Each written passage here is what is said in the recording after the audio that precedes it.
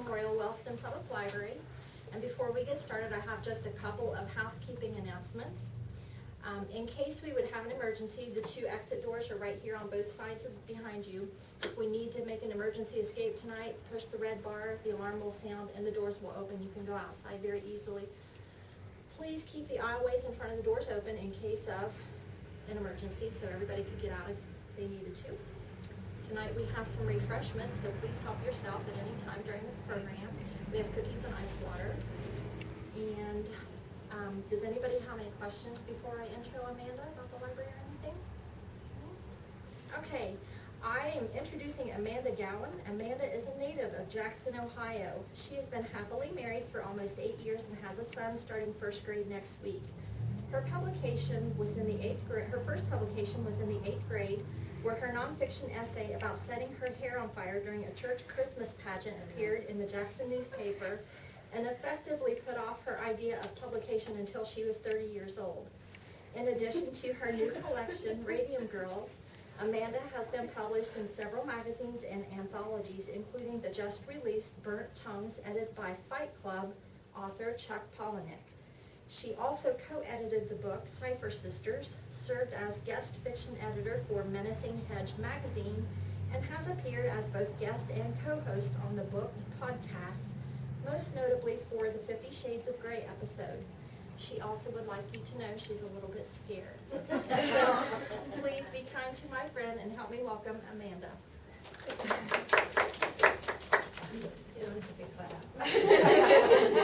I have this, I put the library sweater on. I was like, I wouldn't be really professional, but now I'm starting to sweat, so it's kind of Heaven forbid her she sweat.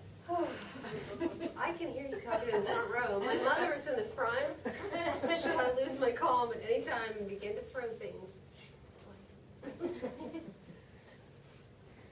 I have done a couple of readings before in my 5-year illustrious career, and this is the first time that I've had longer than 10 minutes to myself. It felt like I've gone to some events, and that's really fun because you go to an event and you have 10 or 15 other people there, and everybody's really excited because there's one big book or one big thing that everyone's promoting, and then they go, okay, you're slotted in between this person and this person, and you think, okay, well, as long as I don't mess up, and I have a couple of Jack and Cokes or Manhattan or whatever, everything's gonna be fine, and then I'll get to sit back down, and that's the only way I've ever done this before, so I'm just gonna try to roll right through this.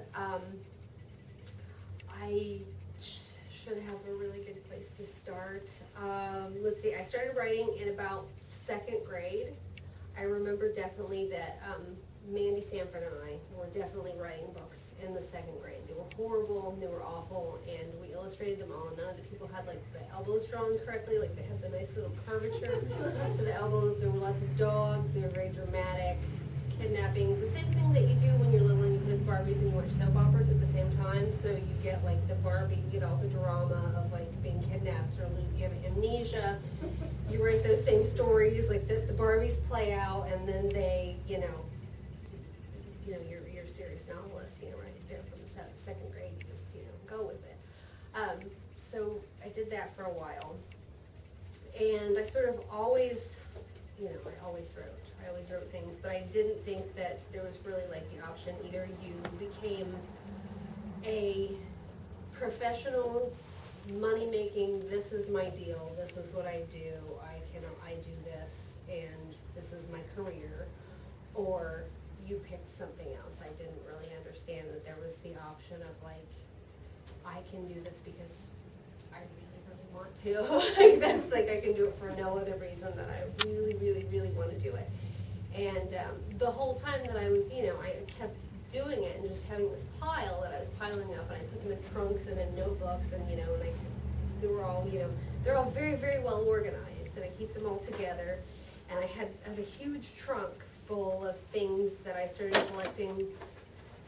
Probably, I think the first thing was probably an essay from when I was 14 or 15 years old, all the way up through the first novel I wrote when I was 15, and I'd just seen Interview with the Vampire, and so it was all about vampires, and just, just 500 pages of just rambling about just nothing, you know, but I have all that. But the plan was to make huge trunks of things. And when I died, someone would go through those and decide what would happen, you know. Like, that was the idea, was like, I'll just write all this stuff and hide it away. I don't want anyone to see it, you know, ever. And, you know, I was always doing this. We did this in, you know, we did it through TAG when we were in 5th, 6th, 7th, and 8th grade. We wrote things. I had like that horrifying experience before the church flame incident. There was like an incident where I was always writing, you know, very serious, you know, about my little hidden novels, you know, and I had these special binders, you know, that I was just carrying around with me and writing. It was very George McFly in his science fiction, you know. It's like I can't handle that type of rejection, you know, like that whole like I was guarding a science fiction. That's kind of how I was with, you know, the things that I wrote. And it was one holiday. Mom's probably gonna get mad over this story. She's gonna get mad at my cousins. I know what you're gonna say. See, she knows what I'm gonna say. She's mad already. I had a binder full of whatever, you know, really serious novel. I was probably like 11, 12 years old. That I was, you know, and You're older than that. it was serious. Was I older than that? I was older than that. See, she remembers better than I do. I effectively blocked like a lot of it. You were like 13. Was I like 30? So this was all around the hair thing. You see why I waited until I was like 30 before I was like ready to go. Maybe I want to show people this stuff because it's gone so well, you know, up to this point. And I had like, you know, the binder full of, you know, things, the project that I was working on. It was a very serious novel. I think there were like horses and like a ranch hand and, you know, very, you know, I don't know what I was reading at that time. I'll pretend like I don't know what I was reading at that time. My mother's right there. Stephen King. It's Stephen King, and I had discovered some romance novels, and, you know, so there was a lot of stuff going on in this. And I left it at my grandmother's house over one of the vacations that we had, spring break, Christmas break, whatever. I had a special hiding spot at my grandmother's house for this big binder. You see where this is going, right? And I have like 75 cousins. So I leave this binder. And like a day goes by and I realize that I'm home and I don't want to go back there to see them because they're all kind of evil. I mean, and they're not, I mean, I'm friends with them now. I mean, some of them are not evil anymore. I mean, as children, you don't know. Like, I mean, as children, you can have really evil children and they grow up to be wonderful people and you're just shocked. Or the other way around. You just, you know, or you have these wonderful children and they grow up. Jeffrey Dahmer's parents, I've seen them. They're lovely people. You never know what is going to happen as a child, you know, what they're going to try. So at this point, now that I've mentioned Jeffrey Dahmer, I'm just going to go right in ahead to like that happened like next. So I left that, and what happened is I realized that it was at my grandmother's house. And then all of my cousins, my older cousins, and all of the, you know, that they were all there. And I had this huge secret, and my huge secret was that I write stories. Oh no, you know, it's like one of those things, and it's not a school assignment. You know, I have this whole notebook full of like proof that like I like to do like creative things, and no, this is good. So nobody says anything to me for the entire vacation, and so I think that I've, you know, slipped through the cracks somehow. You know, this is not what I found, and then everyone leaves, and I find my binder, and they've critiqued my novel in progress. It was horrible. It was, you know, where you go in and you have like, you know, a few cousins of the same age and then a few that are older, and they basically go through and they, you know, just eviscerate, you know, everything that you've done, and you just sort of want to die. And Now they buy your book. and now they all buy my books. It's true. It's like, no, you don't get the free books. No, you can't. No. After all that, you know, I could have saved a lot of time submitting stories. So, you know, so that effectively, you know, that's one of those things where someone asked me like the worst critique that you've ever gotten. Like, oh, how did you handle your worst critique? It's like I was 13 years old and my cousins went through and tore apart everything that I've ever written. Like, this doesn't even make any sense. You know, This is supposed to be about sex. You know, and I'm going, I can't. I'm going to die. You know, I'm 13. So that was, it's like that, you know, but elephants get. You know, so you do that. And so that was, you know, that happened. And And then we had the school assignment soon after, probably the same year. Or was it about 8th grade? That, like, were they trying to kill us, like, as females? Like, did they just want you to not make it, like, through your adolescence? Like, that's pretty much what happened. So also that year, it was either that year, I think it was the year before that I caught the actual incident had happened. Yeah. What had happened was we had a Christmas pageant at the church we were going to at the time. And, can you guys see it? Okay, all right, I'm gonna do this. I'm gonna do that more ladylike. All right, more conscious of the legs. All right, so we had a Christmas pageant, and they did this nice little thing at the end where they had all the children come down. They turned everything down. It was just Christmas lights and candles, and I had really long hair. I remember we had my hair like all fixed, like beautiful, it was down under my shoulders, and they had the little candlelight pageant with the children at the end. You know, where we all came down the aisle. And we lined up in rows. Betty's laughing because she was there. She saw it all. So, you know, we all lined up, and it's so beautiful, you know, just the Christmas lights and the children and their white, you know, and the candles, and then, you know, it's like one of those things where it's like you don't realize it first, and then you're screaming, "My hair's on fire! My hair's on fire!" And, you know, people next to you are like beating your hair, like they're beating you on the side of the head. And, you know, and the lights come on, the Christmas pageant's over, everything stinks, you know, and like half your hair, you know, it's all singed and burned all up the side. And Lenny Wyatt actually gave me some pictures, not of it happening, but of the kids next to me, where their parents were trying to take pictures of all the kids behind going, they were like next to me, like seeing me in flames. So the following year, as a school assignment, which I can't to this day figure out if this is like just like not thinking ahead or like someone going, I hate children. You know, like if like what the I can't remember who the teacher was for that year. But we had to write an essay of what your most embarrassing moment was, like in your life. Well, I won. And my prize was that they published it in the newspaper. Like that was the best thing that they could, and that exactly, like I've never told a story the same way twice. That was like I'm capable of that, like telling a story without embellishing it, without adding to it, without making it a better story. You know, maybe moving things around here and there, or making people more clever, whatever. Maybe I changed the hair color. I didn't remember exactly what I changed. All I knew is that the thing that had humiliated me most in the entire world, I was being rewarded for by telling more people about it. Like that was the reward. It was in the paper.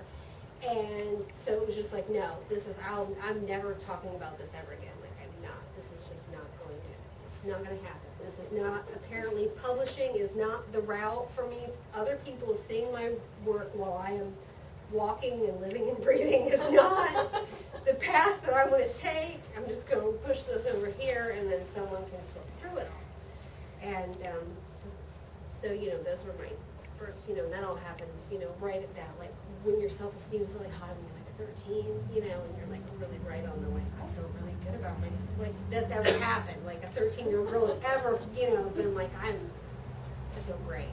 Like about everything, you know, everything's going really well in my life. My self-esteem is really high. So, you know, yeah, I pushed all of that and started hiding the writing and everything again. But, you know, kept it up. I kept the writing up. And I kept going. And I think I was playing on MySpace too much. Like, right after my son was born, it was like how, like, I was still writing stories and I was playing on MySpace too much. Or at least that's what my friend Amy's boyfriend, husband now, Lon, was telling me. He was like, you should play on this site instead of playing on MySpace. And I'm a tiny baby. It's like, you think in 5-minute increments he had colic, you know, he didn't think, you know. And he said, you should get on this site. And it was like a zombie fan site, you know, and it was like, okay, well, let's, you know, I can zombies, you know, smart or whatever, and figure out stuff, and zombies. You know, zombies, this is great, we'll go with zombies. And, you know, I learned a lot about zombie movies, but what happened was I met a couple of other writers on that site, and, you know, one in particular, Beth Maloney, she was like, you know, I had let her see see a couple of the things that I had written, and she's like, you should, they were starting a new, like, art branch to that, but it was, because the site was very, visual effects focused, which is like, I love the horror movie makeup, and that was, they were really, really working on a lot of things that way, and, and Beth is over here kind of pushing for, we need more literary stuff, we need some more literary stuff on here, you should do a serial, why don't you do a serial? I'll do a serial if you do a serial. I'm like, I can't put anything that I've written where other eyes can see it. You don't understand what I've been through. You don't know my cousins, you haven't seen the newspapers, you have no idea, I can't do this. So I did, and I remember like the first time, Eric, you remember it too, he's back there behind the camera, that's my husband back there. So remember how like it was just like the worst thing in the world, like when I pushed the, like post button on that first serial, because nothing was, edited or like anything, and it was one of those things where I had to like literally, the first piece, like just like push post and then just like leave the site, and not look at it and just try not to vomit for like days because I was just terrified. And I ended up writing it, like 11 parts of it, and of all the 11 parts, there was only like one part that had actually any zombies in it. So like I had like one little teeny tiny zombie scene, but it was still really well received by the people on the site. They were like, this is like the best zombie story that doesn't really have any zombies in it that I've like ever read. Like I really like it, even though there aren't really zombies. So like it was like, okay, so I had like my confidence built up because people were like, when, I was actually getting messages like, when's the next piece going up? So it was like, this is not bad. This isn't bad at all. I think, this could be a good time. So okay, start digging out, the other stories. And the things that I've been working on, I'm like, I think, send things out to some places. Sent a couple of things out, and they got rejected. I didn't know that was going to happen right away, seeing as I'd never taken any type of like English classes or anything, and didn't do really well in college. Mom probably gritting her teeth over it, even about that one. 3 tries and you're out. What? I said 3 tries and you're out. That's what, there was a lot of other stuff going on in college that I just was like, Was it academic? no, it's not. I got to do Dracula though. I should have met you, but you're younger than me, so I forget that. I'm not because that, you know what I mean. Okay. So, and so I was like, I'm actually going to send these, start actually sending just a couple, just a couple, So a few things got rejected, and I was like, oh, all the feelings, come back. But one place, and this was just like a fluke, like, Good Magazine, their greatest uncommon denominator, like, I think they're actually going out of business, like, right now, and they tried to do the Kickstarter, they tried to stay alive, like, they were very, very, like, sort of well, seen, well thought of, very, critically, but I didn't know any of this stuff, but they were like, we actually, kind of like this, we haven't decided what we want to do with it, we're going to keep it on the short list for a while, so they passed it back and forth, and they did all this kind of stuff, and, I started doing research on Good Magazine, and I was like, really, like, really hot stuff, I was like, whoa. So, eventually they did end up using the story. I mean, it was just a first draft. If I didn't even at that point know he did second drafts. I mean, I didn't know that was what he did, was that he wrote it, and then he wrote it again, and then he wrote it twice. But I didn't know if he could do that. I thought it came out, that's where I stayed, and that was what he had, and he just continued writing other things that fixed the mistakes from before. I didn't need to throw paper away. And just keep, And so that story, that part I learned it was a bad lesson, that it's really easy to get published. Like I was like, wow, like I sent out like just a few stories and I almost got accepted by Good, which really like upped my, idea of like, this isn't really as hard as I thought it was going to be. So then somehow I stumbled onto, and I don't remember how I got involved in the Chuck Palahniuk site. I can't remember who like said you should try it, or have you seen that site, or if I was just Google searching, like trying to figure out things about workshops, because I was finally starting to realize that there were tons of authors out there that weren't doing it to make money, that they were just doing it because they really, really, really had things that they wanted to tell, and they really, really, really wanted to get better, and that they really, so I stumbled into this, to the Chuck Palahniuk site, and then into the workshop, and I did the workshop there for like a year and a half. And I don't think anyone should stay in a workshop too long. I think that's like a valuable piece of information that people probably won't tell you, is that if you stay in the same workshop, like that's sponsored by the same person for too long, everyone will start to sound the same. Like if you don't have you need a lot of different types of voices. So like you can't study for too long under one person. Like if you're a painting student, like you want to learn how to like mix paints and mix colors, you want to learn how to paint exactly like the teacher paints. I mean, that's basically. So I was in that workshop for like a year and a half, and just met a lot of people that I'm not in the workshop anymore, but I've met a lot of contacts like through them, and that was when, after that time that I spent the workshop time where I learned if you don't like something, you just throw it away. You just throw it away, you start over, if you like the idea, then just go with it. And I started just submitting stories everywhere. Some of them were accepted and some of them were rejected, and by that time I didn't care. That's really what I do. So, and then little by little, you sort of network and you start to find people that don't write anything like what you like, or write anything like you write, that still make a good network of people to know that you trust to hand your work over to, and tell me what doesn't make sense, or tell me what doesn't follow. And you should keep those people even if you get rid of the workshops, because you still need people to look at it. You said walk 75 times in like 14 pages. You should probably, there are other words than walk. You're still going to need people to do that.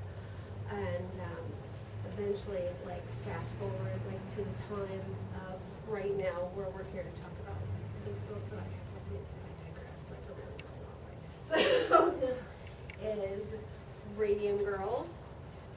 This is my first sort of solo collection, and it has 14 or 15 stories in it. The first half are all like short stories.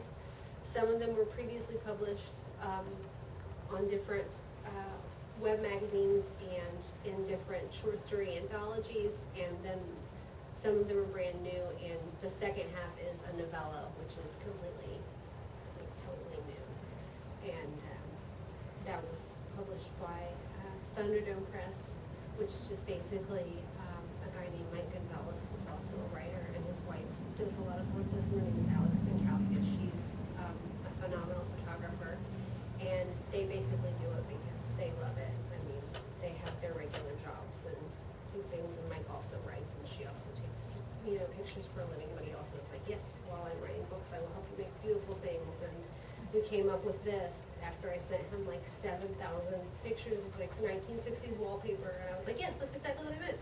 Because like, this is, yes, you've taken all these samples that I've given you, and you've come out with a perfect book cover. You're doing an excellent job.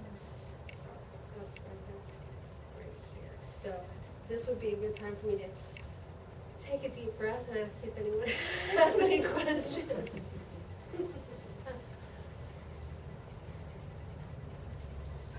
Michelle? Yes. What is your favorite story in Radium Girls? Oh, the Pink Manatee. That is the novella. And speaking of manatees, Yeah. what is the fetish with manatees? The fetish with manatees developed from the story, The Pink Manatee, because the idea of the manatee was, the entire sort of premise of the book is, the novella. In the olden times, they would have published it as a book because books didn't used to have to be 600 pages long. They were just like 200 pages long. Like Fahrenheit 451 is like this. Yeah. And it's just great. It doesn't need any more. Yeah. But like the person in the story sees like a chipped, what used to be like either a mural on the or a painting on like the side of like a building, and she thinks it looks like a manatee, or like what used to have been like a picture of a manatee. So like her sort of interpretation of that sort of mirrors like her interpretation of just different things, and how that character sort of develops and how other people interpret things. So after that, everything's kind of about the manatees. Because there are pretty little drawings of I manatees, know. because we included pictures in the book. I know, mine was old. See? the manatee pink. And if you read the story, it's going to seem so much more morbid when you get to that part. Like Sounds cute. they're a little, they're a little pink, and like there are some stories that one story, because there's a lot of different types of things. There's science fiction. So I don't think you should. Just the idea of genre is just ridiculous. I mean, you just box yourself in. Like say, like if you're running a magazine or whatever, and you say you only take literary or you only take realism, you can effectively shut yourself off from like Kurt Vonnegut, who used to be classified as science fiction, or Margaret Atwood, who used to be qualified as like speculative or like magic realism. I mean, you can't just write whatever you want. I mean, it doesn't matter. And this one is about like what animal was like this one. So that all has to do with fingers and stuff.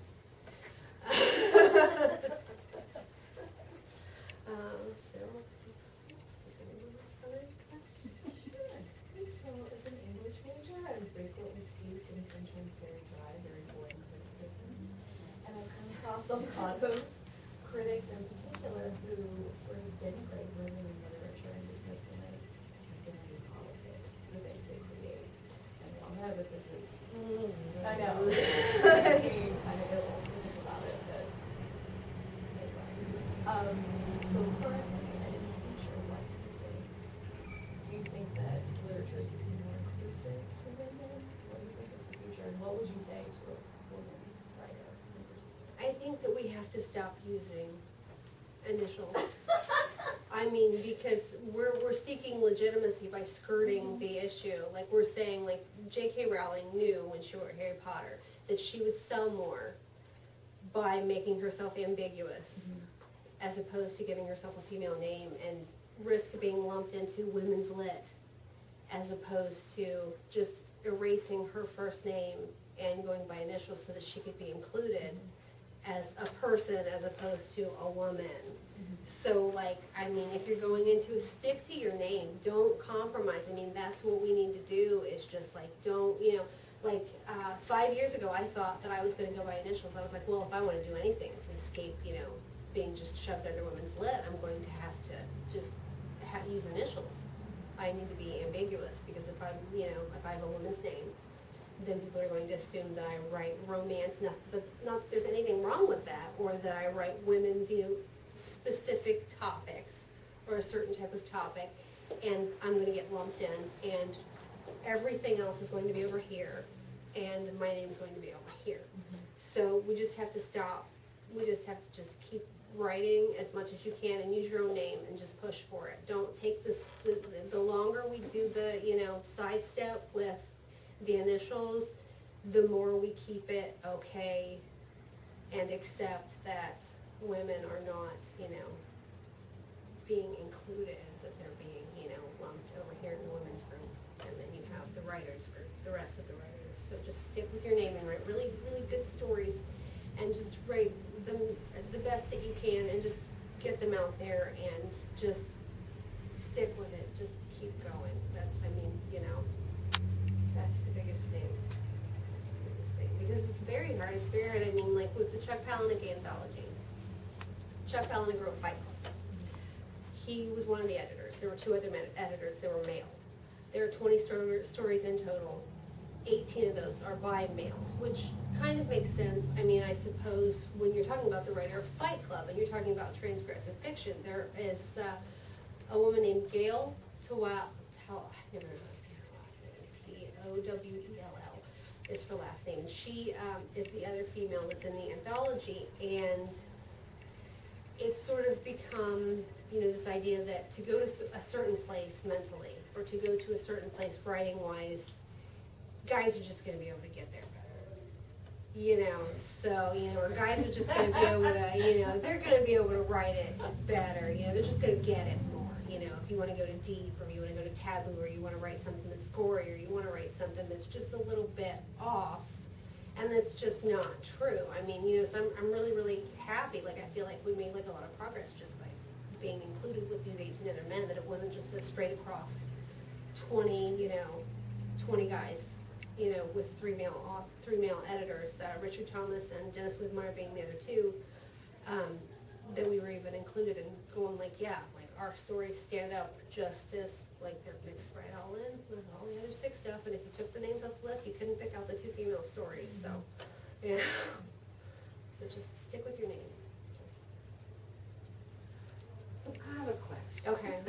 Oh no, she scared me the way she said that. See how Mommy can take me back down? No, you know how when you were, her Uncle Jim loved Stephen King, and it was Pet Cemetery. Remember that? The stack of paper backs. Yeah. So who do you think, developed? I mean, who or what influenced you? Oh, influences? Yeah. I actually made a list for that. Did you? Yes, and Stephen King is at the top, and also I could put you as a contributor to that list because every book that you ever told me not to read, You read. I read. When you hit Rosemary's Baby, I found it. I mean, like I saw, as soon as Mom was like, no, I was like, this is good stuff. I know it's gonna be good. So I found that immediately. Stephen King, I have a, hold on, this one's, And she didn't even know it was an acting question. no, I didn't read all of these, that's not the one. Let's see. All right, early influences. Okay. I have Stephen King right at the top. Ira Levin, he's on there too. Laura Ingalls Wilder, Madeline L'Engle, do you remember A Wrinkle in Time? Like those. Do you remember Scary Stories to Tell in the Dark with like this horrifying illustration? Like, yeah, and when you write and you read when you're little and you read that and it like messes your brain like all up, but in a good way because you know it's still words on a page but they're getting in your head. Like that's when you first start to make the connections, like how important writing can be when, that you can read these little words and kind of little but old enough for them to just get in there. Then, you're really making some good stuff. Let's see, I've got Henry Miller and Annis Nin.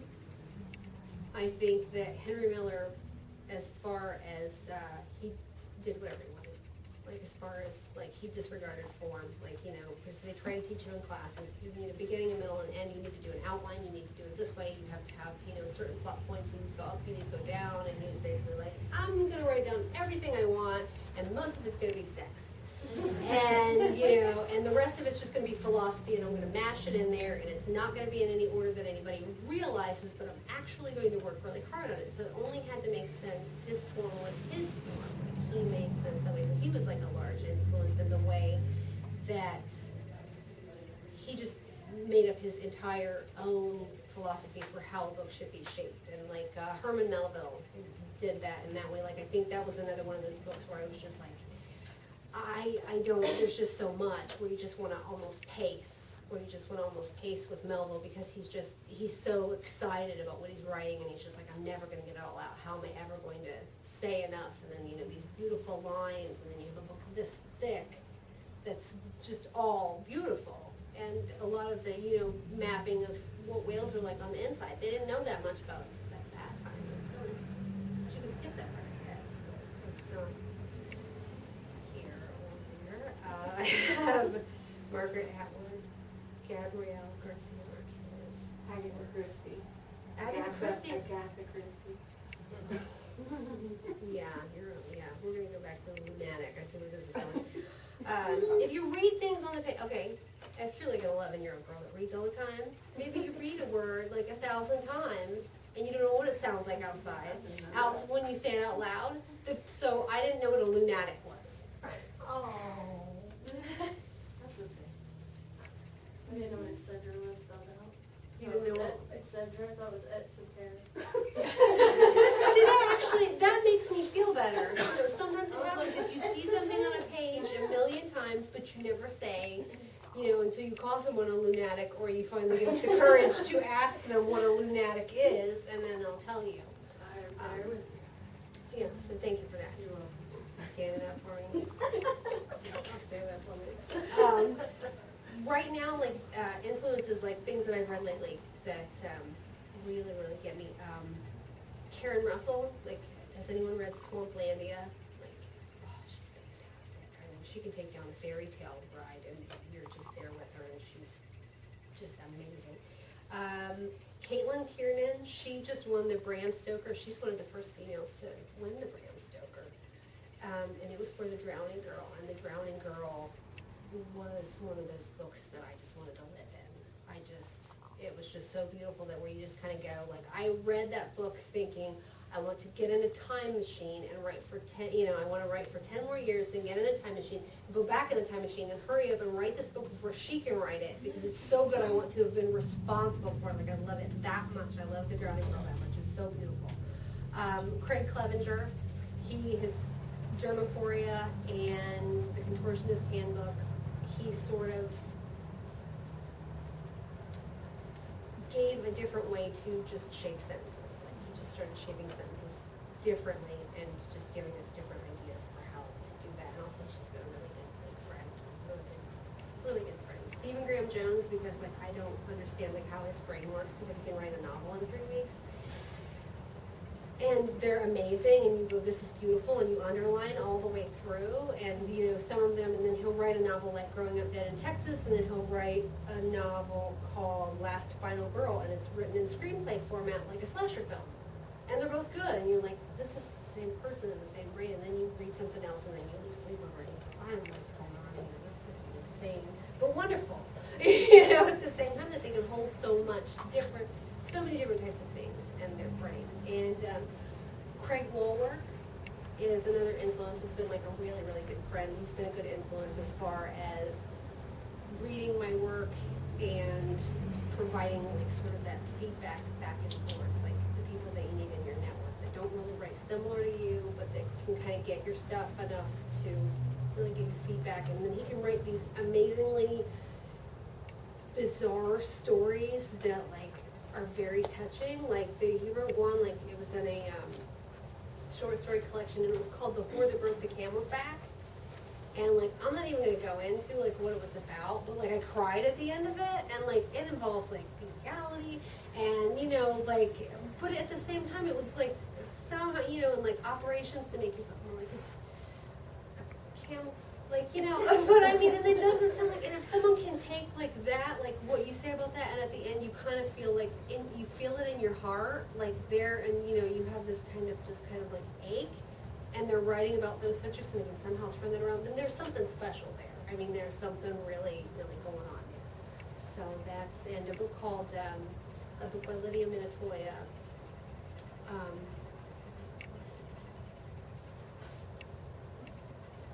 hold on. Start singing. No, Lydia Minatoya. It's one of, Strangeness of Beauty. That was, I've probably read it 25 times, and I finally gave it away because like I needed other people to read it. It's called The Strangeness of Beauty, and it was different than anything else that I've ever read. And this, so that's as far as the influences.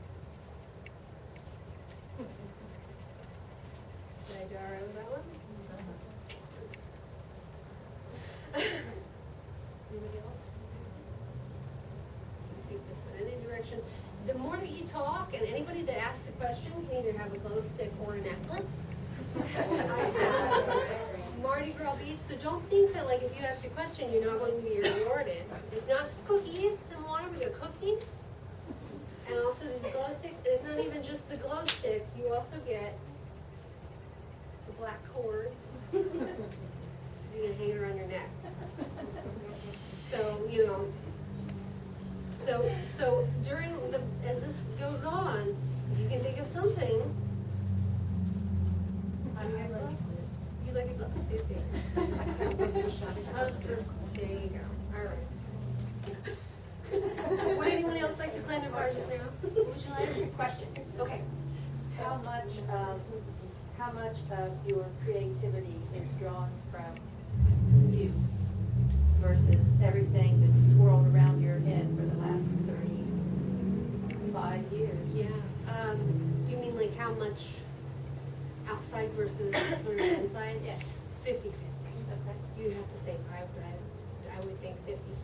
Because basically what you're taking is everything and you're putting it through your own lens. So that would be the 50% that's inside. So everything that you experience goes into the lens. Everybody has their own little lens, you know. Everybody sees the only, what is it? There's like studies now, like, does everybody see the color red the same? Yeah. You know, and it's like that. So everybody sees everything differently. So you take everything outside and you put it in there and let it roll around in your guts and juices and up here probably more, so down here. And you put all that together, and sometimes you can make it into something worthwhile. You can take some, and, you know, that's the hope eventually, that all of these things that you store up, you can do something with them. I mean, that's what you eventually want to make them into something worthwhile. So do you ever wonder to yourself, and when I'm 50, what's my perception of how I look at humanity? Because it's going to change. My perception of, Your perception changes as you Yes, age because yes. you have experiences. Yes. And I've heard some writers say that they can't believe they wrote that. I think that that's gonna, the only way that I know to look at it is that I hope in 15 years that I think that Pink Manatee sounds a lot more juvenile and a lot less experienced and a lot, not nearly as good as the things that I'm writing in 15 years. Like, I look back at it and I think I did the best job with that I could at the time, and I like it, but I'm more satisfied with where I am now. Because the only person that you can compete with is yourself. I mean, that's the only way. If you're better one day than you were the day before, if you make any sort of connection, little tiny steps, you know. So I hope that that's what I'll look back on. Like, I'm glad that I did that story, but I hope that I'm doing a lot better with what I'm doing at that time. 15 years, so.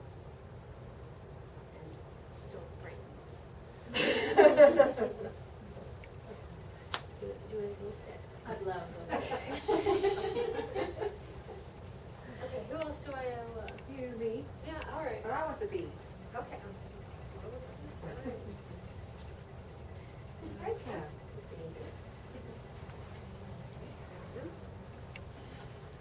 I have a question. Does your mind always come up with ideas? You're always thinking? Yeah, it's like a little video camera. They don't work like that anymore, do they? Mine's like a little 8mm. It goes like this all the time. It records it all. Yes. But you don't realize a lot of times until later that you've seen something that you can use. Because like going back to just like the Pink Manatee is a really, really easy example, because I remember when I first realized that that was going to be a story was I was in the car and I don't have any context for the situation, but we were driving somewhere and I looked to the left, and off the side of the highway there was like a side road, and I could see the backs of the houses, and I could see the backs of the garages and everything, and the main male, like, love interest, I suppose, love interest is as much as I can. I read a lot of love stories in my life. I saw him, like I saw him walk out of the garage and around the end of this car, you know, with the white shirt and, you know, sort of into the sun, you know, in the sun, and I saw him and it just sort of like burned, and I just thought, this is important, this is gonna be something like big someday. And like when I look back on it, I have no idea like what I actually saw. Like I don't know if it was, you know, if there was a car in that garage, or if there was in my memory, there was the pink thing on the side of the building that could have been a manatee. But over the course of years, I have no idea, like, if I actually, like, or did I see somebody just walk out of a garage? You know, in my mind, like, as I developed it into the story, and as it became a part of the story, that became real. That became what was real, as opposed to whatever I actually saw. So, like.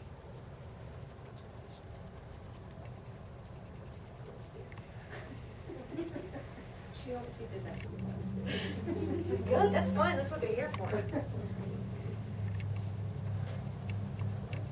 if you ever just get stuck where you have, I guess what they call a writer's block, and what you do to, get things going again and kind of, rejuvenate yourself. I just read other stuff, and They're gonna be like, you write every day, you have to write this many words, and you need to set your word counts, and you need to do this. It's all crap.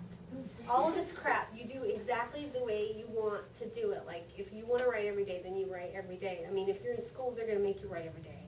And, you know, and I have issues with, like, all schooling. Teach you to be, you know, and we'll just, no, I'm not even going to talk about that. But you just, when you hit a spot where you just don't know what you're going to do, you either write something else, because there's always one other idea that's going to pull you in a different direction. And if you get stuck, either you're making yourself get stuck so you can work on that other thing that you might want to be working on more, or you do really need to just take a step back from it and watch a lot of television, because there's a lot of really good TV right now, and don't let people lie to you and tell you that. Because I mean, there's like a lot of great TV. I just finished watching, they did the last 6 episodes of The Killing, and that was fantastic. I watched, I love this show, so I watched that, and there's always good stuff like that, or you read, or you work on shorts, and then eventually you'll come back around to it. It'll break through, or it won't, and it'll sit around for like years, and then you'll find it later and go, oh, that was supposed to be something totally different, I was doing it totally wrong, and you'll salvage the idea. Or you'll totally scrap it, but it doesn't matter, because you just keep going. I mean, there are 1,000 stories and 1,000 ideas, and you don't have to keep everything, that's the thing. But you don't give up on anything as soon as it gets hard, but you have to give yourself permission to go, it's okay that I can't do this thing in particular right now. Like, obviously, it's just not working for me, I'm gonna work on something else. You have to be able to do that.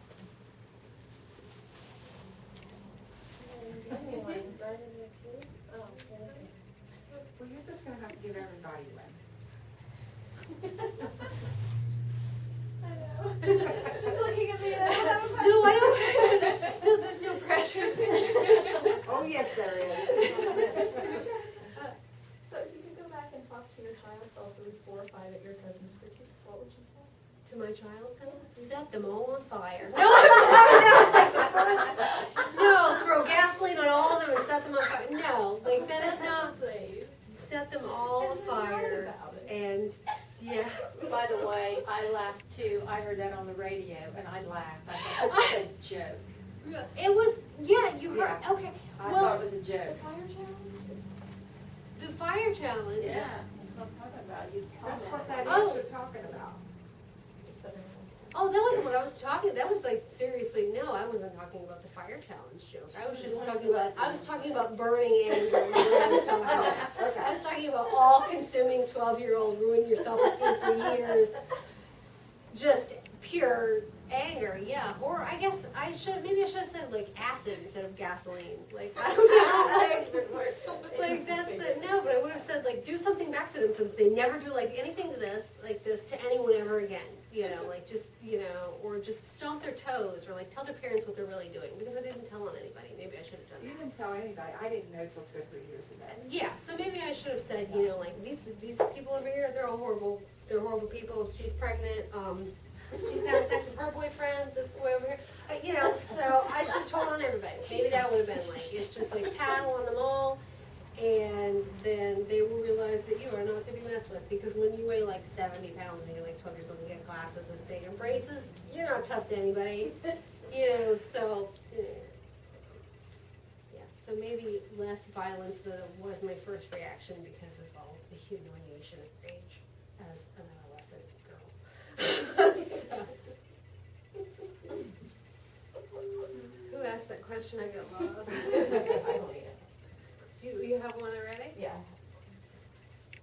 Yeah, everybody has one. All right. All right. Let's see. I'm going to go back to my cards here. I have cards. Oh, I brought a copy of Cipher Sisters, which is a book that I mentioned, that she mentioned at the beginning, that I co-edited with the editor and publisher of Radium Girls. And Cipher Sisters I'm really, really, really proud of, because what we did with that was just a really, really cool thing. Was I had a story in a book called Warmed and Bound, which was through The Velvet, which was a website that was a fan site for Will Christopher Bayer and Craig Clevenger and Stephen Graham Jones, and they decided to do an anthology from the workshops from there. And I was lucky enough to get a story in there, and I'm in a twin phase. Like my entire life is a twin phase. I was writing things about twins. There are like at least out of this book, there are 5 stories that have twins in them. I mean, even if they're not like prominent characters. And that story came out, and Mike Gonzalez, who's the publisher at Thunderdome, he found this newspaper article about these 2 really, really old women that were twins, and they were in their late 70s, and they died like a few days apart, like of natural causes, like in their home, like, and they were very, very old, late 70s, natural causes, a few days apart, no foul play, and it sort of came out that no one knew who they were. Like, they actually released their details to the police because they couldn't find any family. And it turned out that they were recluses. For like 40 years, no one had really been, really realized what they were doing. And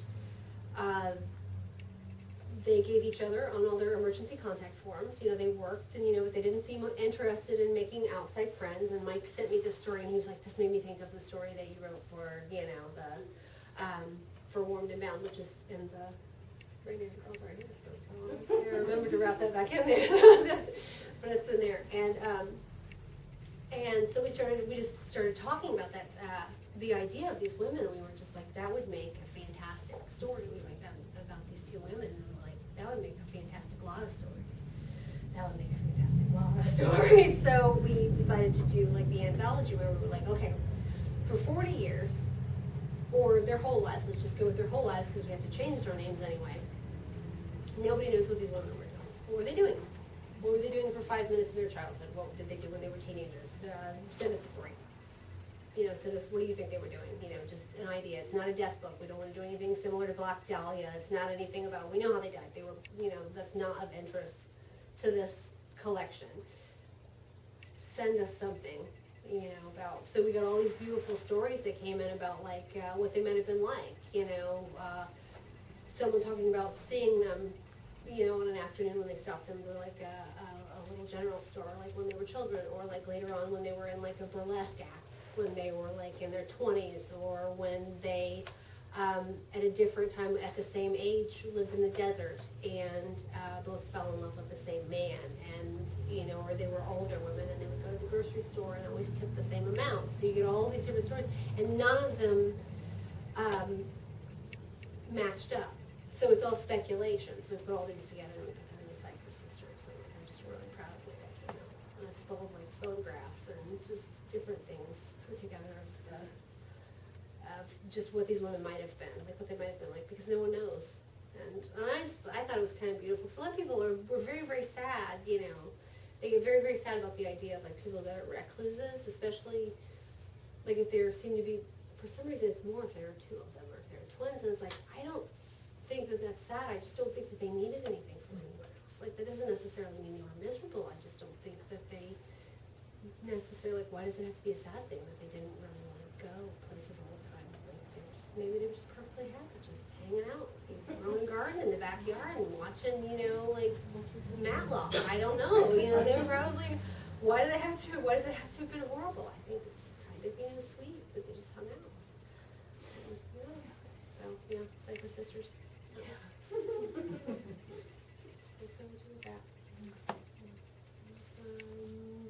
lot of stuff going on. And, I was going to read stuff from the book. I almost forgot. I did. I saw cards. It's probably about me saying more stuff.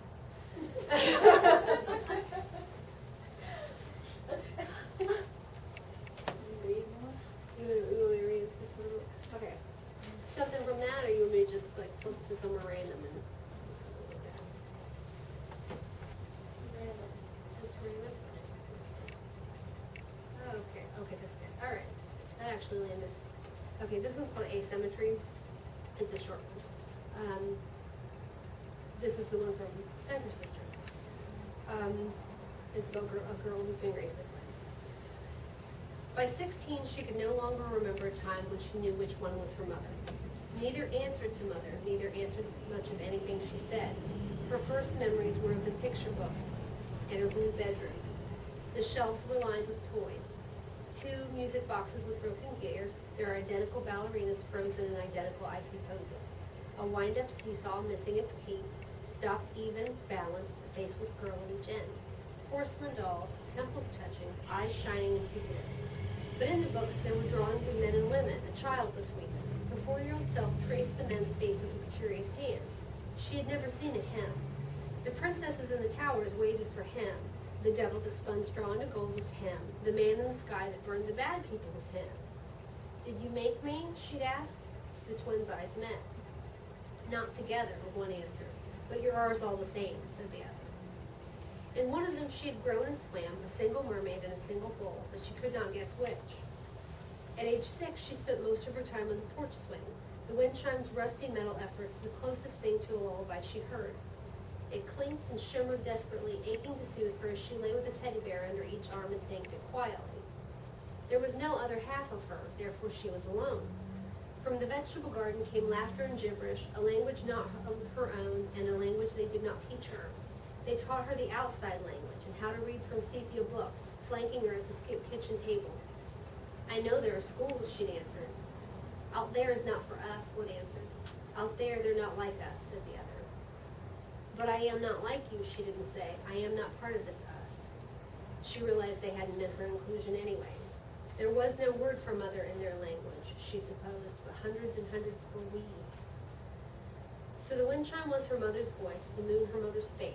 The wind chime asked in broken notes, the moon tilted its head, waiting for answers. Nighttime conversations of whispers floated in and out her open window while her chin rested on the sill. At the edge of the driveway she stood for hours, 8 years old, to study the outside faces glimpsed in occasional cars. She searched for doubles through the gravel dust, and her surprise was never exhausted by the absence. I'm one of them, she thought. Pairs of yellow butterflies danced in rising circles in the light fluttering between the branches of the big tree, taunting her. Beneath it, all things were half and full. Where is mine? She asked. In the mirror, said one. In the mirror you're never incomplete, said the other. Their eyes locked in pity at the loneliness they could not understand. 12 and wild with emptiness, she'd run on bare feet and brown legs through the fields forever and ever, tall grass whipping her skin, sunshine filling her lungs and heart. It swelled and broke with every breath, cracking over and over with a double beat in her chest. In a clearing squatted a wide and gnarled stump. Day after day she found herself upon it, reaching for the sky, spreading her fingers with face upturned, becoming the other half of this tree. Sun between her fingers, sun leaking from her eyes, she dreamed of the roots spread beneath the ground in a mirror image. She ran out of questions, forgot her voice. She was the animal that roamed the grounds of their castle, a skittish deer they watched with curious eyes but never extended a hand to tame. The mirror in her room was the only mirror in the house, and she saw it for what it was. A surrogate, a stand-in, the only thing they knew to give her to help her bear what she lacked. She smashed it into hundreds of miniature 16-year-old girls. The temptation to count them seized her, sure the number of shards would be even, casting her out once again. The stairs moaned at the twins' rapid ascent. 2 faces, 2 pairs of wide, dark eyes in her doorway. You've killed her, said one. What will you do now? Asked the other. I could leave, she said. Silence clung to the corners of the room. It's time to let her go, said one. And the other said nothing. A pale arm extended, and with a ragged fingernail scratched at the skull of one of the dolls on the seesaw, breaking the balance, revealing a sliver of blonde beneath the hand-painted black hair. That night, in the dark house, her window stood open, and the moonlight tossed a gossamer rectangle across the shards of glass. She pushed the pieces carefully around.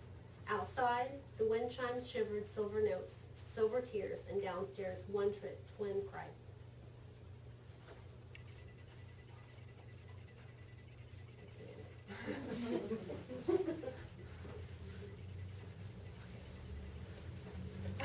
All right, I have finishing notes. We're gonna find that one. Okay. I said all that stuff. Okay, the main thing that I wanted to say at the end was, if you want to write stories just like write stories. Don't think that you have to go to classes and they're trying to sell you on an educational system that says you need to take creative writing classes and you need to do this and you have to follow these directions and you need people to teach you how to do things. And this is like my preachy end part here at the end. You need a pen and you need a piece of paper and you need to want to write a story.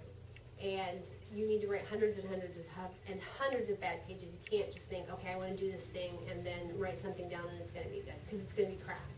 And you need hundreds and hundreds of pages of crap before you start to get anything that's what it looks like in your head, because you're going to have in your head what you want it to come out like, but you have to practice like you would, you pick up a guitar and you don't go, that's crappy, I can't do this.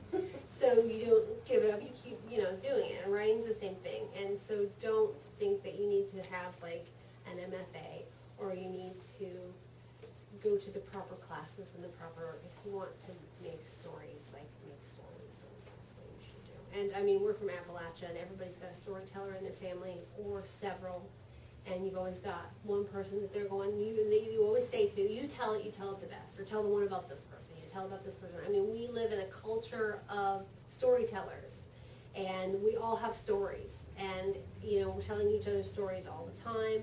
When you tell a story, you adapt it to fit the person that you're telling it to. You leave out certain parts, you add other parts to make it more interesting to that person. It is absolutely no different than picking up an ink pen and starting to write it all down, or typing it all out. But you're just using your own judgment because you're writing it, that way. And you have to just kind of follow it in a line. But we're telling stories to people every day. Every single conversation that you have, you're just exchanging stories back and forth. It's like you have an audience of one other person, and you exchange a story with them, and you try to keep their attention, make it interesting, and add different things and leave different things out, and then they exchange a story with you. So you're doing it anyway, every day. So if you want to write it down, then you should just get the pens and the papers and start writing it all down. Do it every day. That's it.